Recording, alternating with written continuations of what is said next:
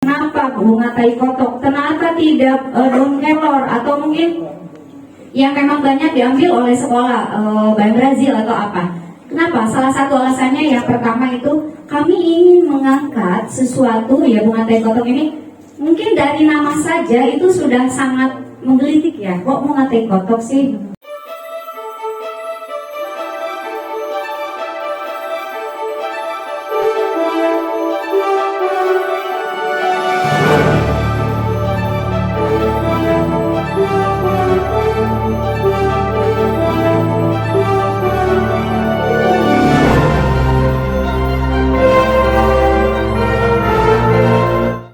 Assalamualaikum warahmatullahi wabarakatuh. Izin Bapak yang terhormat Bapak Kepala Dinas dan Pak Asi, Pak Kabid, serta Pak Pengawas serta rekan-rekan guru yang lain. Tadi kita sudah sangat jelas ya dari Bu Upi panjang lebar tentang tai kotok. Saya ingin memberikan suatu penghargaan Bu Upi menjadi master tai kotok. Itu bunga tai kotok. Bunga tai kotok ya. Karena tadi banyaknya tai kotok terus sampai menyingsang melekat, itu berulang-ulang tai kotok sampai melekat ya. Nah, baik, ini Bapak Ibu, ini tadi dari semalam saya mendapatkan banyak masukan-masukan atau pelajaran dari rekan-rekan juga dari Bapak Ibu pengawas tentang, kebetulan saya mampu bahasa Inggris. Bahasa Inggris ini tidak hanya kurikulumnya nasional, tetapi kami juga merujuk kurikulum internasional, di mana banyak webinar yang sudah saya ikuti. Karena bahasa Inggris adalah bahasa global, tidak bisa kita mengikuti atau sumbernya hanya satu kurikulum saja. Di sini saya jadi mengkombinasikan 3 kurikulum jadinya, Pak. Pertama, kurikulum internasional, yaitu kita ambil dari Cambridge, kemudian nasionalnya berarti KM, dan ini sebuah tantangan baru. Ada kurikulum lokal atau kurikulum daerah, yaitu TDBA ya. Mungkin ini hanya sebatas pemahaman saya saja, tidak menjadi suatu ukuran standar standar yang harus dipakai nanti, tapi ini hanya sebagai pembuka mungkin ya. Karena saya juga tadi raba-raba, Pak, IKM itu masih kelemeng-kelemeng, bentuknya bulan GP-nya belum tangkap gitu, karena akan diinsersi dengan TDBA ya. Nah, ini dari alur tujuan pembelajaran, kita melihat pertama kan ngambilnya dari capaian pembelajaran. Kebetulan kelas di SMP 1 masuknya pas SD, SMP ya. Peserta didik menggunakan teks lisan, tulisan, dan visual. Dalam bahasa Inggris, berinteraksi, komunikasi, konteks lebih beragam. Ini kemudian diturunkan, kita bagi menjadi ke tujuan pembelajaran.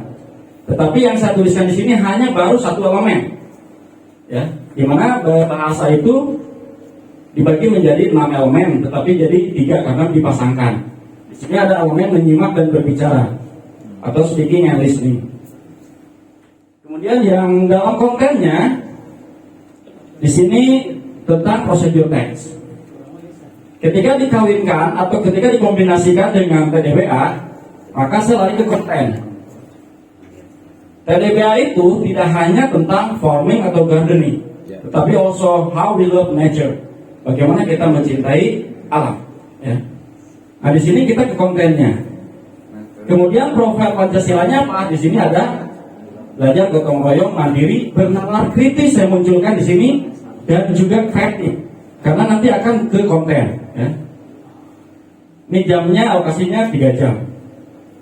Kemudian yang peserta didik mampu mengidentifikasi, menemukan makna kosakata dalam prosedur teks tentang alam. Ini membuat slide, tutorial membuat slide atau dengan menggunakan Google Slide. Kemudian memahami ide pokok teks didukung dengan informasi yang relevan. Menggunakan bahasa Inggris untuk melakukan diskusi cara slide presentasi tentang alam. Peserta didik dapat merespon dan mengikuti petunjuk sederhana tentang pembuatan slide dengan Google Slide dengan topik alam. Next. Nah, dari capaian pembelajaran ke tujuan pembelajaran, masuk ke modul ajar. Di sini modul ajar tadi ada komponen inti, komponennya banyak. Tetapi saya sederhanakan, ya. Sebenarnya komponen intinya 3, yaitu tujuan, kegiatan, dan asesmen. Tapi di sini hanya ada beberapa ya yang saya munculkan. Contoh di sini karena bahasa Inggris itu di strategi pembelajarannya berdasarkan jenis teks, atau bisa katakan genre based approach, karena jenis-jenis teks dari teks lisan, tulisan, kemudian multimodal, dan juga jenis-jenis teks seperti naratif, deskriptif, prosedur, dan lain-lain. Berikutnya bahwa ada aktivitasnya, yaitu aktivitas berfokus pada kemampuan elemen menyimak dan berbicara yang diberikan dengan rencana yang runtut dan terarah, sehingga tujuan pembelajaran dapat tercapai. Nah, ini jenis kegiatannya ada brainstorming, developing vocabularies, previewing, analyzing, predicting content, kemudian mengamati teks, lisan, tulisan, multimoda. Sini muncul multimoda.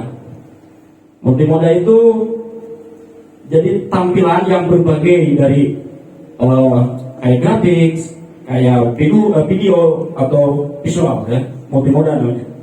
Dan mendengarkan, membaca teks lisan, tulisan, multimoda, muncul lagi multimoda. Kemudian belajar mengucapkan, reading aloud, teks lisan, tulisan, multimoda. Menganalisis lisan, kemudian merefleksi kegiatan pembelajaran. Next. Nah, di sini model asesmennya yaitu tes lisan, karena konteksnya tentang speaking dan listening. Nah, di sini ada kegiatannya. Guru mengucapkan salam, ini saya rasa udah ini ya, kegiatan inti. Di sini ada guru menayangkan video pembelajaran dan berikan pertanyaan pemicu untuk siswa. Nah, ini juga disebut dalam genre based approach, namanya BKOF. BKOF itu building knowledge of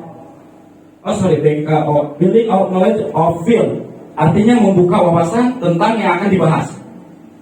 Kemudian berikutnya guru menyimpulkan menunjukkan materi. Nah, di sini kegiatan siswanya apa? Ketika guru menayangkan video, kegiatan siswanya kita tampilkan juga. Siswa mengamati video tutorial yang ditayangkan oleh guru. Siswa memprediksi materi akan yang dipelajari. Siswa berarti secara lisan.